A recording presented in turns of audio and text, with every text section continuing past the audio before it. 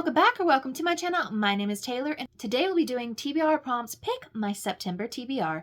But before I open the video, remember to like, comment, and subscribe if you love all things books.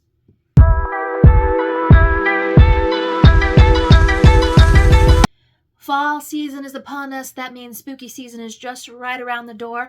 The fall playlist that I have curated so far is up and playing on the TV, and I'm getting ready to make some pumpkin loaf and some chai cookies next week. And I'm very, very excited for this fall season because I'm ready to kick it into gear. My last year's fall reading season was in fact not great, and this year I am hoping to mediate that situation. So if you've never seen one of these videos before, I have my TBR prompts here in my little Taylor Swift cup. Some of them are going to be repeats because I just put the new ones in with the old ones at the beginning of the year.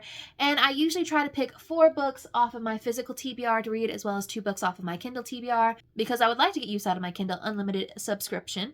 And 2, we're trying not to spend money this year. So reading ebooks is in fact the way to lessen my spending, although we know that probably will get screwed up come holiday season. But yeah, I guess without further ado, let's pick our 6 prompts for the month of September. As of filming this, it's August 26th. So I still have a few more days to finish up my August TBR. I've made it through, I finished 2, I'm in the middle of 2. That's where we stand on my August TBR, which is better than we have been doing. But let's see what we're reading in September. So, first one is an animal on the cover. Now, I am going to try and make it through some of my priority fall TBR to help lessen what we have on my bookshelves, because it's getting a little crazy. So we will try and draw from there. All right, and then number 20, billionaire trope. I think I know exactly what I'm going to pick for that one because there was a romance that came out this last month that I am excited to read. All right, and then we have 40, has chapter titles. So we're going to have to look at books that have chapter titles. So they can't just say chapter 1, 2, or even have Roman numerals.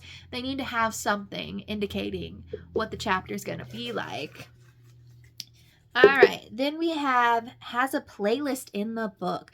All right, well, I guess we're going to have to dig through some romances to get through that, because I haven't seen many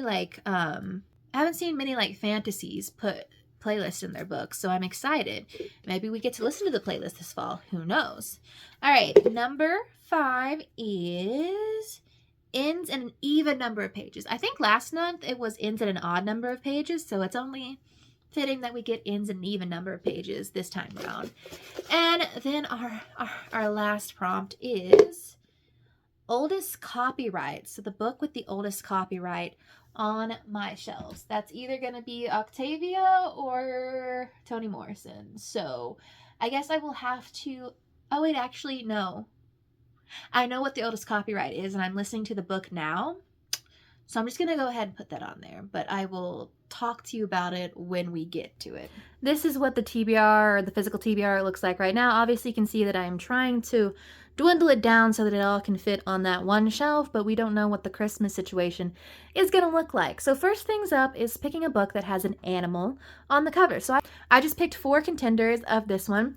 Where Sleeping Girls Lie is a queer thriller situation that is on my fall priority TBR. And then we have Three Dark Crowns by Kendare Blake. And if you can't tell, there are snakes on that one. I don't really know too much about that one. It does feel like it would fit the fall season. Then Long Live Evil by Sarah Reese Brennan. This is a situation of what would happen if you got transported into your favorite fantasy world, but instead of being the hero, you become the villain. And that one is on my fall TBR priority situation. And then we have What the River Knows, which has crocodiles on it. It is Egyptian mythology situation. I do think just because I want to do my fantasy reading vlog this month, we will do Long Live Evil because it's on the priority and it fits the theme of what I want to do.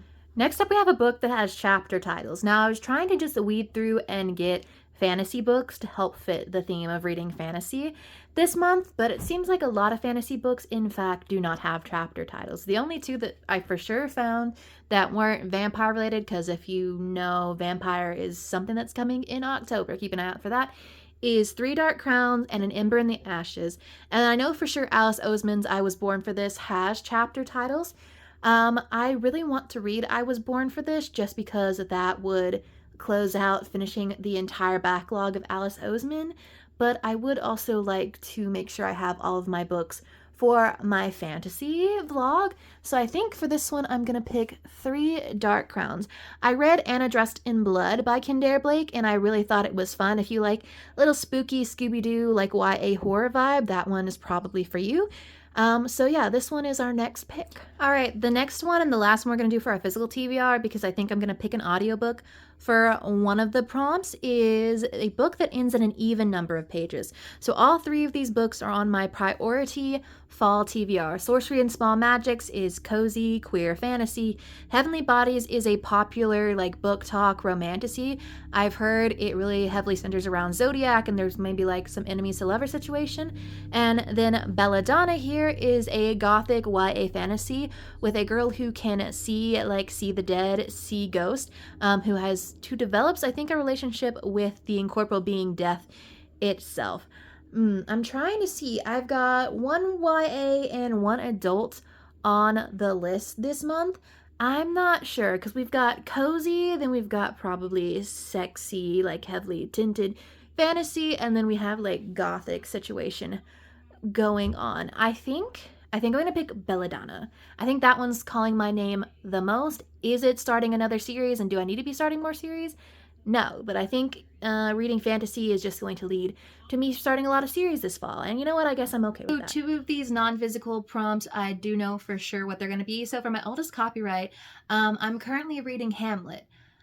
Is it because of Taylor Swift? Maybe, but I'll get more into that when we go over the books I picked for this month. So my audiobook is Hamlet. And then for the one that we picked for Billionaire Trope, I'm going to put Love Arranged by Lauren Asher. This is the last book in the trilogy of the Lakefront Billionaire series, and it's going to be a little bit like of the bad boy situation, like redeeming like the bad boy or the villain character. And I'm excited because Lorenzo's been the one I've been waiting for, and I've got so many questions. I also think it's going to be Marriage of Convenience, which, you know, I love me a good fake dating marriage of convenience. It's one of my favorite tropes. So there's that. Now I'm going to have to look through my Kindle to find a book that has a playlist in it. I should have just, in fact, chosen Love Arranged, because I know Lauren Asher will have a playlist in her books, but we'll see what I can find. Then, like I assumed, the book that is going to be the one that features the playlist is, in fact, a contemporary romance, and I didn't realize it was going to be much harder to find this than it actually was. I know for a fact Lauren Asher always puts playlists in her stories, and you know I love a good Lauren Asher story, but I picked her for my Billionaire one. But this one is going to be me finishing off another series of favorite interconnected standalone romance series, and this one is Rewinded Back, the final book in the Windy City series.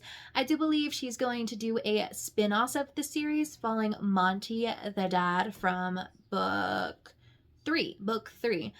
So I'm excited, but let's just check. Let's peek what's on the playlist. Got a little Kehlani, a little Alicia Keys, some Rihanna, more Kehlani. Let's see what else is on there. Okay. Justin Bieber, Coco Jones, Billie Eilish. I know that this one in particular, this story focuses around a love of music and dance. So I'm excited to see what it gives me. But let's go ahead and hop into going over all the books we picked this month. The first book we picked is Belladonna by Adeline Grace. This is the first book in a YA Gothic fantasy trilogy situation, from what I understand, although I do believe the third book follows a different character in the series. In this one, we are following Signa, who I believe has the ability to see death, and then I think at some point she actually starts a relationship with the incorporeal being of death. I'm not sure. All I know is she's an orphan and she gets taken advantage of a lot. So we'll see. I have a tendency to go into books blind. Half the time I'm like, that looks good. So, hey. Then the book that we picked for an animal on the cover is 3 Dark Crowns by Kendare Blake. I have no clue about what this is about. I know I read another book by her that I really enjoyed, Anna Dressed in Blood. Was it necessarily like 5-star material? No, but was it of like a quick like fall time spooky read? Yes, this one obviously has snakes on the cover. I know this is a series. So it says, in every generation on the island of Finburn, a set of triplets is born. 3 queens, all equal heirs to the crown, and each possessor of a coveted magic. Okay. And it looks like this might be a 4-book series. Oh well.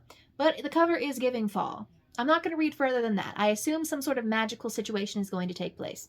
So, Then the last book, the book that we picked for has chapter titles. The one that was a little bit hard for me to figure out was Long Live Evil. So this one is by Sarah Reese Brennan. I know it came out last year. I had intended to read it for last fall, but as we know, my last fall reading situation didn't work out too well. I know that this one follows Ray, and she essentially gets transported into her favorite fantasy series, and instead of being the hero or the sidekick or just an NPC, she gets slotted into the place of villain, who I do believe dies in the end, and she's like, well, if I'm going to be the villain, I'm going to do the villain to my best of my ability.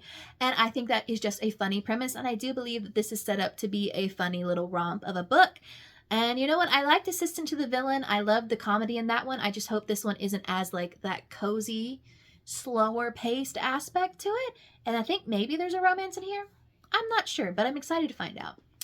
Then for the book that we have with the oldest copyright, I am reading Hamlet. Taylor Swift has announced her 12th studio album. If you haven't followed my crash out on my other channel, Taylor Made Pop Culture, then you may be new to my levels of deep dive. But I read Hamlet in high school. Didn't realize how little I remembered about it until I went into my little deep dive on the track. So I am currently listening to the audiobook at night. I'm only listening to it like when I'm doing my nighttime routine. So I'm only making it through like 10 to 20 minutes of the audiobook a night. So I definitely don't think I'm going to finish it before August is up. So that's why I'm slotting it into the September reading list, but it is a short audiobook, just under 4 hours situation. Also, I'm finding interesting because not only did Taylor Swift bring up Hamlet, the book that I just finished also brought up references to Hamlet a lot. So apparently it's apparently very, very popular. What am I kidding? I mean, they even based The Lion King off of Hamlet. Then the book that we have for a billionaire trope, Love Arranged by Lauren Asher. This is the third and final book in the interconnected standalone romance series, Lakefront Billionaires. This is her most recent series that she's completed because she had Dirty Air, then she had Dreamland, and now we have Lakefront Billionaires. This is following Lorenzo, and I can't remember the name of the sister, but I know it's the sister of the first girl, Dahlia, from the first book. And everyone in town, from what I understand, really dislikes Lorenzo, but we don't really know why he's back in town. We know he's rich, we know he's mysterious, and we know he likes to make a little bit of some shady dealings going on, but when he is running for mayor, he is told that it might make his image look better if he had like a spouse or a partner of some sort, and Dahlia's sister agrees to be that, and they have a little bit of past that we're not quite sure what it is, but I'm so excited to find out. We love a little bit of a redeemed bad boy villain character. Then the final book we picked, a book with a playlist or features a song playlist in there, is Rewind It Back by Liz Tomforty. This is the final book in the Windy City series. This one is following Rio, the character I've been waiting the most for. From what I've seen from reviews, this isn't everyone's favorite book, but let's see. It is second chance romance, which is one of my least favorite tropes, or my most indifferent trope, honestly. But for some reason, when I was reading Rio's story, in my head, I'm like, it makes sense, second chance romance, music, so on and so forth. So Rio and Hallie were best friends and dated back in high school, but after something took place, Rio moved off to Chicago and Hallie hasn't seen him in years. But when she's living in Chicago, working and renovating a house next door, she's also living there, Rio hits up the person that he lives next to and is like, hey, can you get me your interior designer so they can do some work for me? And then Hallie and Rio meet for the first time in many years, and they're like, well, let's see how this goes. And I do believe romance ensues from there. I'm loving it. I love music being at the forefront of a story because obviously my second channel focuses solely on music. So I'm excited to see what this story gives us. And those are all of the books that we picked for my September TBR. I'm very excited to see how my reading month goes. Hopefully I can bang out some of these books, although there's a lot of fantasy on here. And fantasy tends to take a hot second to get through. If anything, I know I will finish Hamlet because I've already started it and I'm quite sure it will be finished up within that first week or two of September. But let me know what you're reading in the month of September. What is at the priority for your fall TBR? And I will see y'all in the next one.